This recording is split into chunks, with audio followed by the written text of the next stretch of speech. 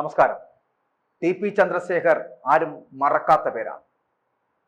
ആ ടി.പി. കേസിലെ പ്രതികളെ തുറന്നുവിടാൻ ശ്രമിച്ച പിണറായി വിജയനെയും ആരും മറന്നിട്ടില്ല. പക്ഷേ പലതും പ്രതീക്ഷിച്ച രീതിയിലൊന്നും നടക്കുന്നില്ല എന്നുള്ളതാണ്. പണികൾ പാളിപ്പോകുന്നു പിണറായിയുടേതെന്നാണ്. എന്തുകൊണ്ടാണ് ഈ ടി.പി. കേസ് പ്രതികൾ സത്യം വിളിച്ചു പറഞ്ഞാൽ ഉരുളാൻ പോകുന്നത് ആരുടെ തലയൊക്കെ ആയിരിക്കും എന്നുള്ളതാണ്. അതുകൊണ്ടാണോ ഇവരെയൊക്കെ തുറന്നുവിടാൻ പോകുന്നത്? ചിലപ്പോൾ അങ്ങനെയായിരിക്കും. കാരണം ടി.പി. കേസിലെ പ്രതികൾ സത്യം വിളിച്ചു പറഞ്ഞാൽ ഉരുളുന്ന തലയെ ജനവിധി കൊണ്ടൊന്നും പഠിപ്പിക്കാനും തിരുത്തിക്കാനും കഴിയില്ല എന്നതാ റവല്യൂഷണറി യൂത്തിന്റെ മുന്നറിയിപ്പുണ്ടാകുന്നു. ടി.പി. കേസ് പ്രതികളുടെ ഭീഷണിക്ക് വഴങ്ങി കോടതിയെയും നിയമത്തെയും കാറ്റിൽ പറത്തി കൊലയാളികളെ പുറത്തിറക്കിയാൽ പ്രതികൾക്ക് നാടാഗ്രഹിക്കുന്ന ശിക്ഷ ജനങ്ങൾ നൽകുമെന്ന് കൂടി റവല്യൂഷണറി യൂത്ത് ഒരു പ്രസ്താവനയിൽ വ്യക്തമാക്കുകയാണ്. ഒരു പച്ച മനുഷ്യനെ 51 വെട്ടിനുറുക്കിയ കൊടും ക്രിമിനലുകൾക്ക് ശിക്ഷാ ഇളവ് നൽകരുതെന്ന കോടതി വിധി ഉണ്ടായിട്ടും തിരഞ്ഞെടുപ്പിൽ പാർട്ടിയും സർക്കാരും അൻപേ പരാജയപ്പെട്ടിട്ടും പിണറായിക്ക് ഇപ്പോൾ ഇങ്ങനെ ഒരു തീരുമാനമെടുക്കാൻ തോന്നിയിട്ടുണ്ട് എങ്കിൽ അതിന് പിന്നിലെ പ്രതികളുടെ സമ്മർദ്ദ സ്വാധീനം എത്രമാത്രമാണ് എന്ന് വ്യക്തമാണ് എന്നതാണ്. അതായത് അവർ വിളിച്ചു പറഞ്ഞാൽ പലരുടെയും തല ഉരുളും.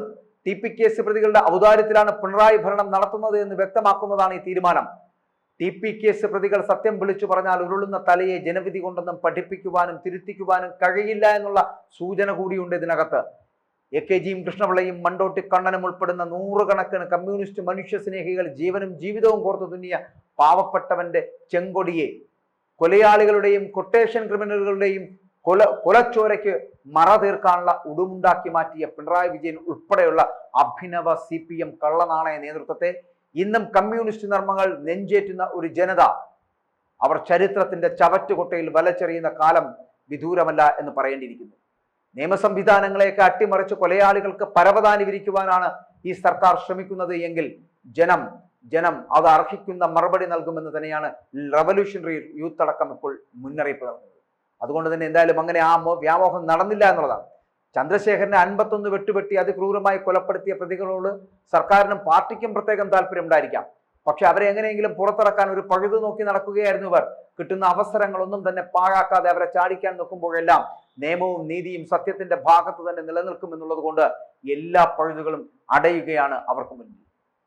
സ്വാതന്ത്ര്യത്തിന്റെ 75ാം വാർഷികാഘോഷത്തിനോടനുബന്ധിച്ച് തുടക്കപ്പെട്ട രാഷ്ട്രീയ തടവുകാരും ജീവപര്യന്തം ശിക്ഷിക്കപ്പെട്ടവരുമടക്കം 900 പേർക്ക് ശിക്ഷയിളവ് അനുവദിക്കുവാനുള്ള സർക്കാരിന്റെ തീരുമാനത്തിന്റെ മറവിൽ ടി.പി. ചന്ദ്രശേഖരൻ വധക്കേസിലെ 3 പ്രതികൾക്ക് കൂടി ഇളവ് നൽകുവാനുള്ള നീക്കം സർക്കാർ നടത്തുകയുണ്ടായി. എന്നാൽ അത് 8 നിലയിൽ പൊളിഞ്ഞിരിക്കുന്നു എന്നുള്ളതാണ് യാഥാർത്ഥ്യം. ആസാദിക്ക് അമൃത് മഹോത്സവ് എന്ന പേരുള്ള കേന്ദ്ര സർക്കാർ തീരുമാനപ്രകാരമാണ് ശിക്ഷ ഇളവ് അനുവദിക്കുന്നത്. ഇളവില്ലാതെ 20 വർഷം ജീവപര്യന്തം ശിക്ഷ അനുഭവിക്കണമെന്ന് ഹൈക്കോടതി പ്രത്യേകം വിധിച്ചിട്ടുള്ള ടി.പി. കേസ് പ്രതികളിൽപ്പെട്ട ടി.കെ. രജീഷ്, മുഹമ്മദ് ഷാഫി, കെ. സിജിത്ത് എന്നിവർക്കുള്ള ശിക്ഷാ ഇളവ് നൽകാൻ നടപടികൾ എടുത്തത് 3 പേർക്ക് അതീവ രഹസ്യമായി ശിക്ഷാ ഇളവ് നൽകുവാനുള്ള സർക്കാർ നീക്കം ഇതോടുകൂടി തകർന്ന് തരിപ്പണമാവുകയായിരുന്നു.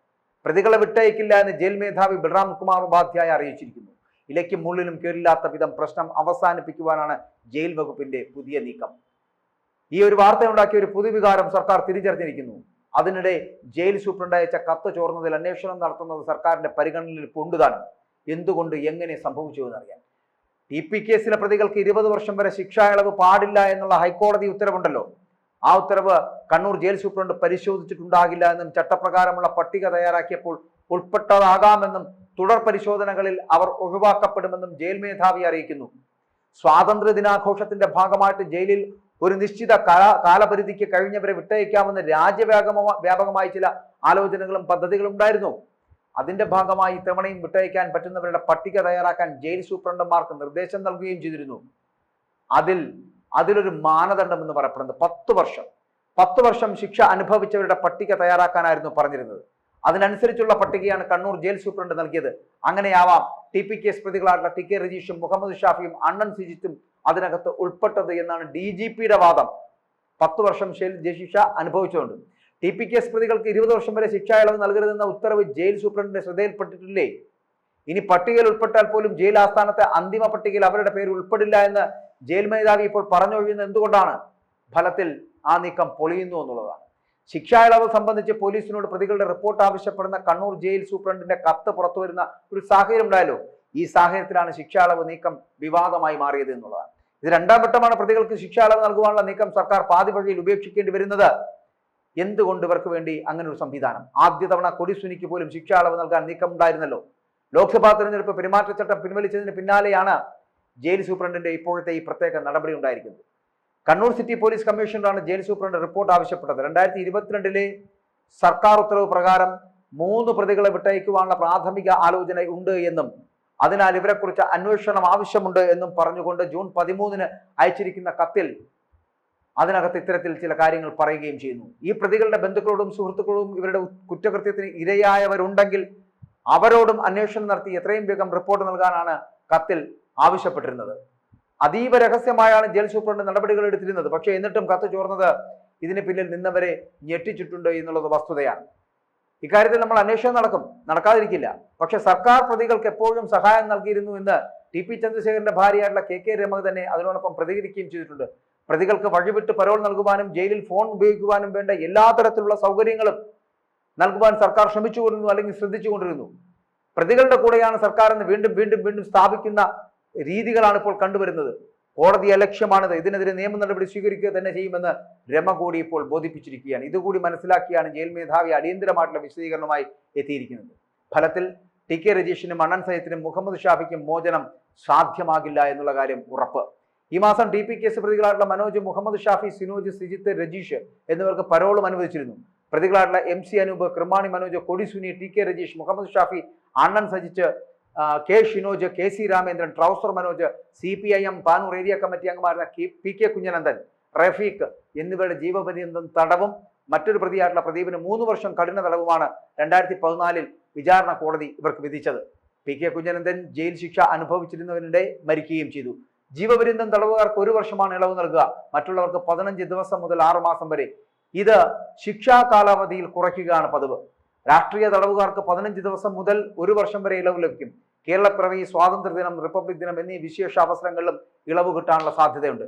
ഇതുപയോഗിച്ച് ശിക്ഷാ കാലാവധി പൂർത്തിയാവും മുൻപേ പുറത്തിറങ്ങാനാകും എന്നുള്ള സൂചനയുമുണ്ട്. തടവുകാരുടെ ശിക്ഷാ ഇളവിന് മന്ത്രിസഭയ്ക്ക് ശുപാർശ ചെയ്യാമെങ്കിലും ഗവർണറാണ് ഇതിന് അനുമതി നൽകേണ്ടത്. കോടതിക്ക് ഇത് പുനഃപരിശോധിക്കാനാവുകയും ചെയ്യും. 2012 മെയ് 4 രാത്രി 10 മണിക്കായിരുന്നു CPIM വിട്ട് RMP സ്ഥാപിച്ച TP ചന്ദ്രശേഖരൻ എന്ന വ്യക്തിയെ 51 വെട്ടുവെട്ടി കൊല ചെയ്യപ്പെട്ടത്. വടകര വള്ളിക്കാട് വെച്ച് ഇന്നോവ കാറിൽ പിന്തുടർത്തിയ കൊലയാളി സംഘം ബോംബെറിഞ്ഞ് വീഴ്ത്തി വെട്ടിക്കൊലപ്പെടുത്തുകയായിരുന്നു. TP ചന്ദ്രശേഖരനോടുള്ള CPMന്റെ രാഷ്ട്രീയ വൈരാഗ്യം, ആ രാഷ്ട്രീയ വൈരാഗ്യമാണ് കൊലപാതകത്തിന് കാരണമെന്നായിരുന്നു അന്ന് മുഖ്യമന്ത്രിയായിരുന്ന ഉമ്മൻചാണ്ടി ഉൾപ്പെടെയുള്ളവരുടെ ആരോപണം എന്ന് പറയപ്പെടുന്നത്. എന്തായാലും ആ കാര്യം കഴിഞ്ഞുവെങ്കിലും എങ്ങനെയെങ്കിലും TP വധക്കേസിലെ പ്രതികൾ പുറത്തിറങ്ങിയാൽ അവരെ കൊണ്ട് വീണ്ടും പല പ്രവൃത്തികളും ചെയ്യാമെന്ന് കരുതുന്ന CPM ഉണ്ടല്ലോ, അവർക്ക് തെറ്റുപറ്റുന്നു. എന്തൊക്കെ വിളിച്ചു പറഞ്ഞാലും എങ്ങനെയൊക്കെ ചെയ്താലും അവസാനം ഇതിനകത്ത് ഉത്തരവിറക്കേണ്ടത് ഗവർണറാണ് എന്നിരിക്കെ ഗവർണറായിട്ടുള്ള ആരിഫ് മുഹമ്മദ് ഖാൻ എന്തായാലും ഇത്തരത്തിലൊരു വൃത്തികേടിന് കൂട്ടുനിൽക്കില്ല എന്നുള്ള കാര്യം ഉറപ്പാണ്. അതുകൊണ്ട് തന്നെ പുറത്തിറക്കുവാനുള്ള സർക്കാരിന്റെ നീക്കം പാളുന്നു എന്ന് തന്നെയാണ് ഇതിലൂടെ മനസ്സിലാക്കാനുള്ളത്. അതുകൊണ്ട് 3 പ്രതികളെയും വിട്ടയക്കുവാൻ കഴിയും എന്നുള്ള രീതിയിലുള്ള CPMന്റെ അടക്കം അല്ലെങ്കിൽ സർക്കാരിന്റെ അടക്കം നീക്കത്തിനാണ് ഇപ്പോൾ അടി വീണ്ടിരിക്കുന്നത് എന്ന് പറയേണ്ടിയിരിക്കുന്നു. പ്രതികൾക്ക് വഴിവിട്ടുള്ള ചില സൗകര്യങ്ങൾ ചെയ്തു കൊടുക്കുന്നതിലൂടെ എന്താണ് ഇതിലൂടെ നേട്ടം?